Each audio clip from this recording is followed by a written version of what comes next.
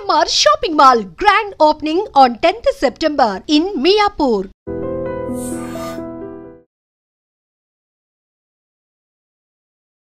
Hi hello నమస్తే welcome to I dream. నేను మీ శ్రావ్య. మనతో పాటు ఇప్పుడు ఉన్నారు సంజయ్ నాయక్ గారు, రియల్ ఎస్టేట్ ఎక్స్పర్ట్. నమస్తే సార్. నమస్తే మేడం. ఎలా ఉన్నారు? అద్భుతంగా ఉన్నా మేడం. మీరు ఎలా ఉన్నారు? I'm too good. ఇప్పుడు మనకి రియల్ ఎస్టేట్లో చాలా మందికి ఉండే క్వశ్చన్ ఏంటి అంటే, ఏ టైంలో కొనాలి? రియల్ ఎస్టేట్లో ఒక ప్లాట్ కావచ్చు, ఒక ఫ్లాట్ కావచ్చు, ఏ టైంలో కొనాలి అనేది ఒక డౌట్ ఉంటుంది. ఎందుకంటే ఊరికే అలా కొనేయలేము. ఏ టైంలో పడితే ఆ టైంలో కొనేస్తే దాని అస్సలు ప్రాబ్లమ్స్ అనేవి మనకు తెలియదు. ఎప్పుడు కొంటే మనకి బెస్ట్, ఏ టైంలో కొనకూడదు? చాలా పవర్ఫుల్ పాయింట్ ఇది. ఎంతసేపు ప్రాపర్టీలు కొనండి, ఎంతసేపు మంచిది కొనండి, ఫ్యూచర్ ఉంటుంది, బాగుంటుందనే మాట్లాడతా. కానీ దీనికి కూడా ఒక టైం పీరియడ్ ఉంటుందా? అసలు ప్రాపర్టీస్ ఎప్పుడు కొనాలి? What is the right time for property buying are property investment అంటే నౌ, ఇప్పుడు. రేపు కాదు, ఎల్లుండి కాదు, నిన్న కాదు, ఈ రోజు, ఇప్పుడు. Now is the right time for investment. Now అనేది ఎప్పుడైనా గుర్తుపెట్టుకోండి. ఎప్పుడు డబ్బులు ఉంటే అప్పుడు కొనుక్కోవడమే రియల్ ఎస్టేట్ ఇన్వెస్ట్మెంట్కి అదే మంచి టైం. ముహూర్తాలు ఏముండవు ప్రాపర్టీ కొనడానికి. ముహూర్తం చూసి కొన్నంత మాత్రాన అన్ని మంచిదే, అన్ని చెడ్డ అయిపోతాయని కూడా రూల్ ఉండదు. కాబట్టి ఎప్పుడు కొనాలనుకుంటే ఇప్పుడే, ఈ రోజు, ఈ మూమెంటే రైట్ టైం. అంటే మనకి గోల్డ్ కొనాలి అని అనుకుంటే వచ్చే స్టాక్ మార్కెట్ రిలేటెడ్ కావచ్చు, లేకపోతే జియో పొలిటికల్ ఇష్యూస్ కావచ్చు, అవన్నీ చూసుకొని కొనుక్కోవాలి అని చెప్తారు. పెరిగేది తగ్గేది, లేకపోతే డాలర్ రేట్ ని బట్టి పెరుగుతుంది తగ్గుతుంది, కాబట్టి అవన్నీ చూసుకొని కొంటే మనకి ఇన్వెస్ట్మెంట్ కి బెస్ట్ అంటారు. అలాగే రియల్ ఎస్టేట్ కి కూడా ఏదైనా ఉంటుందంటారా? అట్లా టైం అంటే మార్కెట్ నెక్స్ట్ పెరగబోయేది ఎక్కడ బాగా డెవలప్మెంట్స్ వస్తున్నాయి అన్నట్టు చూసుకొని మాత్రం ఇన్వెస్ట్మెంట్ చేస్తే సరిపోతుంది. నేను ఇనిషియల్గా మాట్లాడినట్టు నెక్స్ట్ ఆపర్చునిటీస్ ఎక్కడ ఉన్నాయి, ప్రోగ్రెస్ ఎక్కడ అవుతుంది, అనౌన్స్మెంట్ అయిన తర్వాత వర్క్ స్టార్ట్ అయ్యే లోపు మనం ఇన్వెస్ట్మెంట్ చేసుకోవాలి. స్టార్ట్ అయ్యేటప్పుడు ఒక రేట్ ఉంటుంది, అనౌన్స్మెంట్లో ఒక రేట్ ఉంటుంది, కంప్లీట్ అయ్యేసరికి ఇంకో రేట్ ఉంటుంది. కాబట్టి అనౌన్స్మెంట్ స్టార్టింగ్ మధ్యలోనే కొనాలి. ఇది రైట్ టైం. దీని తర్వాత నెక్స్ట్ వచ్చేసి ఇంకోటి ఏంటంటే, ఎప్పుడైతే మార్కెట్ బాగా స్లో ఉంటుందో, ఎప్పుడైతే మార్కెట్ డౌన్ ఉంటుందో, ఎప్పుడైతే మార్కెట్లో ఏంటంటే సేల్స్ తగ్గుతాయో అప్పుడు మనం కొనాలి. అప్పుడు ఏమవుతుందంటే మనకి అన్ని రకాల ఆప్షన్స్ ఉంటాయి. బార్గెన్ చేయడానికి కావచ్చు, ప్లాట్స్ కానీ ల్యాండ్స్ కానీ సెలెక్ట్ చేసుకోవడానికి మల్టిపుల్ ఆపర్చునిటీస్ ఉంటాయి. మార్కెట్ బూమ్ ఉన్నప్పుడు మనం అన్ని తిరగలేము, అని చేయలేము. ప్లస్ ఇంకోటి ఏంటంటే ఏదైనా నెగోషియేషన్ చేసుకోవాలన్నా, డిస్కౌంట్ చేసుకోవాలన్నా కూడా మార్కెట్ స్లో ఉన్నప్పుడు, డౌన్ ఉన్నప్పుడు వాళ్ళు కూడా ఏంటంటే ఈ ఇబ్బందులు లేకుండా ₹2 వచ్చే లాభం దగ్గర రూపాయి వచ్చినా చాలానే అమ్మేస్తారు. సో అప్పుడు మనం ప్రాఫిట్లో కొనడానికి ఛాన్సెస్ ఉంటాయి. సో రైట్ టైం ఏదంటే ఈ టైమే. నెక్స్ట్ వచ్చేసి ఏంటంటే, ఎప్పుడు మనం ప్రాపర్టీస్ని చూడడానికి వెళ్ళాలి, ఎప్పుడు మనం కొనాలంటే వర్షాకాలంలో కొనాలి. వర్షాకాలం చలి ఉంటుంది. వర్షాకాలంలో బయటికి వెళ్తే ఎక్కడ జ్వరం వస్తుందో, వర్షాకాలంలో పోతే చూస్తే ఏమవుతుందో, ఈ భయాలు ఉంటాయి. కొంచెం ఏజ్ ఫ్లోకి భయపడతారు. ఎగ్జాక్ట్గా. సో వాటర్ ఫ్లోస్ ఎక్కువ ఉంటాయి కదా అన్నట్టు ఉంటుంది. సో ఇక్కడ మనం చూడాల్సింది ఏంటంటే, కొంచెం ఏజ్ ఎక్కువ ఉంది, లేదా మనకి వాటర్ ఈ వర్షంతో ఎఫెక్ట్ అవుతుంది అంటే కొంచెం జాగ్రత్తలు వహించడం తప్పలేదు.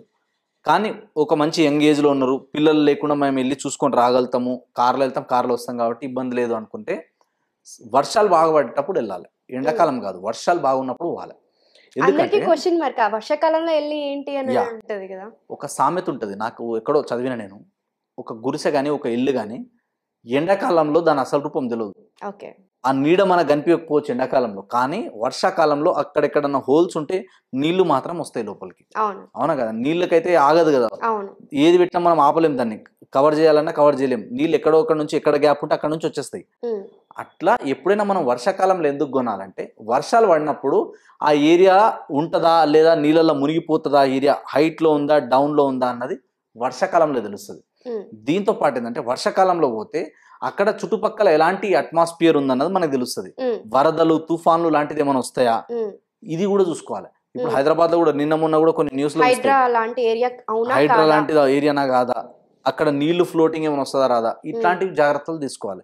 ఇవన్నీ ఎప్పుడు తెలుస్తాయి అంటే వర్షాకాలంలో పోతేనే తెలుస్తుంది. దీని తర్వాత ఏంటంటే, ఇక్కడ నీళ్లు ఎంత పడతాయి అన్నది కూడా తెలియాలి మనకి. అంటే ఇక్కడ వాటర్ కి ఎంత సోర్స్ ఉంది, ఇక్కడ బోర్ వేస్తే ఎన్ని ఫీట్లకు పడుతుంది అన్నది ఇట్లాంటి టైంలో వెళ్తే తెలుస్తుంది. అక్కడ నిజంగా రోడ్లు మంచిగా ఉన్నాయా లేదా, అక్కడ కాలువలు ఏమైనా పొంగుతున్నాయా లేదా, ఇట్లాంటివి మనకి ఎప్పుడు తెలుస్తాయి? వర్షాకాలంలో తెలుస్తాయి. ఎండాకాలం ఏముంటది, అన్ని ఎండిపోయి ఉంటది, అన్ని గట్టి ఎండ కొడుతుంటది, సిస్టమ్ ఎలా ఉంది అక్కడ వరకు, వర్షాకాలంలో ట్రాఫిక్ ఎలా ఉంటది, ఫ్లైఓవర్స్ ఎలా ఉన్నాయి, ఇవన్నీ ఎప్పుడు తెలుస్తాయి అంటే వర్షాకాలంలో తెలుస్తుంది.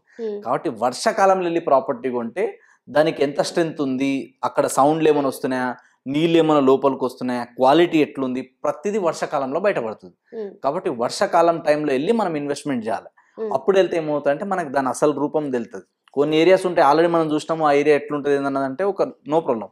కానీ మనం ఎప్పుడైనా ఫస్ట్ టైం ఇన్వెస్ట్మెంట్ చేయడానికి వెళ్తున్నప్పుడు లేదా ఇట్లా వర్షాకాలం వచ్చినప్పుడు ఇట్లాంటి టైంలో చలికి బయటికి ఏం వెళ్తాం అనుకోకుండా ఇలాంటి టైంలో బయటికి వెళ్తేనే మీకు అన్ని తెలుస్తాయి. అక్కడ రియాలిటీ ఏముంది, నిజంగా ఆ ల్యాండ్ ఆర్టిఫిషియలా న్యాచురలా తెలిసిపోతుంది. కొందరు ఏం చేస్తారంటే ల్యాండ్ ఎక్కడో డౌన్లో ఉన్నప్పటికీ మొత్తం దాంట్లో ఆ మట్టి అది ఇది రుద్ది దాన్ని లెవెల్ చేసి చెక్ చేసి అమ్ముతారు. మీలాంటి వాళ్ళు అయితే గుర్తుపట్టలేరు అది. చాలా మంది అసలు గుర్తుపట్టలేదు, ఎందుకంటే మీకు తెలియదు కదా వాళ్ళు ఎట్లా చేస్తారు, ఎన్ని రకాలుగా చేస్తారో మాకు తెలుసు. సో చాలా మంది గుర్తుపట్టలేదు అది న్యాచురల్ ల్యాండా లేకపోతే ఆర్టిఫిషియల్ గా దాన్ని హైడ్ చేసిరా అన్నది మనకి ఎప్పుడు తెలుస్తుంది అంటే ఇట్లాంటి టైంలో తెలుస్తుంది. ఫిల్అప్ చేసినప్పుడు ఆ మట్టి అంతా పోతుంది. ఎస్, లేదా అక్కడ మనకి కార్లో కానీ వెళ్తున్నప్పుడు కూడా దిగిపోతుంటది మట్టి అనేది, ఇట్లా కిందికి వచ్చేస్తుంది. ఆ మట్టికి స్ట్రెంగ్త్ ఉండదు అక్కడ ఇల్లు కట్టుకోవాలన్నా కూడా. కాబట్టి ఫ్యూచర్ లో మనం ఇబ్బందులు పడే ఛాన్సెస్ ఎక్కువ ఉంటాయి. కాబట్టి న్యాచురల్ గా ఆర్గానిక్ గా ఉందా లేదన్నది చూసుకోవాలి. అండ్ ఇంకోటి ఏంటంటే ల్యాండ్లు ఎప్పుడు హైట్ లో ఉండడానికి చూసుకోవాలి. చెరువులకి నాలలకి దూరంగా ఉండాలని చెప్పిన, కానీ నీళ్ళకి దగ్గర ఉండాలి. అంటే వాటర్ సోర్సెస్ ఇప్పుడు మీరు గతంలో చెక్ చేసుకోండి, ఎప్పుడైనా సరే యుద్ధాలు రాజుల టైంలో కూడా వాళ్ళ రాజ్యం ఎప్పుడు కూడా చెరువులకి నదులకి దగ్గరగా ఉంటుండే. ఎందుకు? వాటర్ సోర్స్ లేకపోతే మనం ఏ పని చేయలేము ఇంట్లో కూడా. ఇప్పుడు ఇంట్లో ఎవరికైనా రెంట్కి వెళ్ళాలంటే కూడా ఫస్ట్ టైం వాళ్ళు ఏమడుగుతారు, ఎంతమంది ఉన్నారు, నీళ్ళు ఎంత ఎక్కువ పోతాయో అంటారు. సో నీళ్ళు అనేది చాలా అవసరం మనిషికి, ఎసెన్షియల్ అది. కాబట్టి నీళ్లు దగ్గరగా ఉండాలి, కానీ నీళ్ళ లోపల ఉండొద్దు. ఇప్పుడు హైడ్రా వచ్చింది కదా, ఈ హైడ్రా భయంతో అందరు క్లారిటీ వచ్చింది. కాబట్టి ఆ చెరువులకి మినిమం డిస్టెన్స్ ఉంటుంది, FTL అన్నది కూడా ఉంటుంది, ఫుల్ ట్యాంక్ లెవెల్ అనేది ఒక ఏరియా ఉంటుంది. ఈ నీళ్లు నిండితే ఎంతవరకు నిండొచ్చు, ఇది FTL. ఇది నిండిన తర్వాత కూడా ఎక్కడ దాకా పోవచ్చు, ఈ ఏరియాలో ఎక్కడ దాకా కన్స్ట్రక్షన్ చేయొద్దు, కన్స్ట్రక్షన్ చేసుకుంటే ఎక్కడ ఇబ్బందులు వస్తాయి, ఇది చెప్పేదే బఫర్ జోన్. ఈ FTL బఫర్ జోన్ దాటిన తర్వాత మాత్రమే మనం కొనాలి. అండ్ దానికి దాటినాక కూడా ఇమీడియట్ గా కొనేయద్దు, మళ్ళీ అక్కడ నుంచి ఒక 1/2 కిలోమీటర్ 1 కిలోమీటర్ డిస్టెన్స్ అవతల పోయి కొనాలి. అక్కడ కొంటేనే మనకు క్లియర్ ఉంటుంది. లేకపోతే రేపటి రోజు ఏదైనా ప్రాబ్లం వచ్చినా, నీళ్ళు వచ్చినా, ఇంకోటి వచ్చినా మనకి ఎఫెక్ట్ అవుతుంది. దీని తర్వాత ఇంకా ఇక్కడ మనం ఇంకో జాగ్రత్తలు ఏం చూసుకోవాలంటే, ఎక్కడైతే బాగా కొట్లాటలు బాగా జరుగుతాయో, పంచాయతీలు బాగా జరుగుతాయో అలాంటి ఏరియాలో కొనొద్దు. ఆ ఏరియాలో కొంటే ఏమవుతుందంటే ఎప్పుడు గొడవలు అయితే ఎవరు వస్తారు, ఆడికి పోలీసులు వస్తారు, రౌడీ షీటర్స్ వస్తారు కదా. కాబట్టి ఎక్కువ కొట్లాటలు జరిగే దగ్గర, ఎక్కువ గొడవలు జరిగే దగ్గర అట్లాంటి ఏరియాలలో కొనొద్దు. అండ్ ఇంకొకటి ఏంటంటే ఎక్కడైతే బాగా పొల్యూషన్ ఉంటుందో అక్కడ కొనొద్దు. ఎందుకంటే దానికి డిమాండ్ రాదు. పొల్యూషన్ ఉన్న దగ్గర ఫ్యాక్టరీస్ అట్లాంటి ఏరియాస్ ఉంటాయి కదా. సో దీంట్లో కూడా జోన్స్ ఉంటాయి. ఇప్పుడు అవేర్నెస్ పెరుగుతుంది త్రూ సోషల్ మీడియా. నేను కూడా చాలాసార్లు చెప్పిన, కొన్ని జోన్స్ ఉంటాయి. ఇప్పుడు మనం మాట్లాడినాం FTL బఫర్ జోన్ అని మాట్లాడినాం. అట్లా హై టెన్షన్ వైర్స్ పెద్ద పెద్దవి, తర్వాత పవర్ స్టేషన్స్కి దగ్గరగా కూడా కొంచెం ఎఫెక్ట్ ఉంటుంది. ఇవి చూసుకోవాలి. తర్వాత నాలాలు, కాలువలు, చెరువులు, వీటికి కూడా కొంచెం డిస్టెన్స్ చూసుకోవాలి. వాసన వస్తుంది, ప్లస్ అక్కడ ఏంటంటే కొంచెం ల్యాండ్ కూడా ఎఫెక్ట్ అయ్యే ఛాన్సెస్ ఉంటాయి. ఇవి చూసుకోవాలి. తర్వాత ఏంటంటే మనకి పెద్ద పెద్ద కంపెనీస్ మ్యానుఫ్యాక్చరింగ్ ప్రొడక్షన్ సంబంధించినవి ఉన్నాయనుకోండి, ఆ పొల్యూషన్ ఎఫెక్ట్ అవుతుంది. కాబట్టి వాటి నుంచి కూడా దూరం ఉండాలి. పెరి అర్బన్ జోన్స్ కానీ కొన్ని జోన్స్ ఉంటాయి, ఆ జోన్కి ఇండస్ట్రియల్ జోన్కి డిస్టెన్స్లోనే ఉండాలి. కంప్లీట్లీ R1 రెసిడెన్షియల్ జోన్లో ఉండాలి. అట్లాంటివి చూసుకొని మాత్రమే కొనాలి. లేకపోతే ఏంటంటే గొడవలు జరిగే దగ్గర, పొల్యూషన్ ఉన్న దగ్గర ఏంటంటే రీసేల్ డిమాండ్ ఉండదు అట్లా. కాబట్టి ఎప్పుడైనా కానీ కాలనీస్ కానీ మంచి గేటెడ్ కమ్యూనిటీస్ ఎక్కడ వస్తున్నాయి, నెక్స్ట్ ఇన్ఫ్రాస్ట్రక్చర్ బాగా డెవలప్మెంట్ ఎక్కడ అవుతుంది, అలాంటి లొకేషన్ సెలెక్ట్ చేసుకొని అక్కడ వెళ్ళి కొంటే బాగుంటుంది. లేకపోతే ఏమవుతుందంటే కొనేటప్పుడు మనకు మంచిగా అనిపిస్తుంది, కొనేటప్పుడు తక్కువ అనిపిస్తుంది, కానీ ఛాలెంజెస్ అన్ని రీసేల్ వస్తాయి. కాబట్టి ఈ జాగ్రత్తలు తీసుకోవాలి. అండ్ ఇంకోటి ఏంటంటే రోడ్డుకి దగ్గరగా చూసుకోవాలి. ఎప్పుడైనా సరే రోడ్డుకి దగ్గర అంటే ఓన్లీ మెయిన్ రోడ్ ఒకటి ఉంటే సరిపోదు, జంక్షన్లకి దగ్గర ఉండాలి. ఏదన్నా ఒక టౌన్ కి దగ్గర ఉండాలి, ఒక మున్సిపాలిటీ ట్రాన్స్పోర్ట్ కి దగ్గరగా అనుకోవచ్చు, బస్ స్టాప్ కి కానీ మెట్రోస్ కి కానీ వీటికి కొంచెం డిస్టెన్స్ లో తీసుకోవాలి.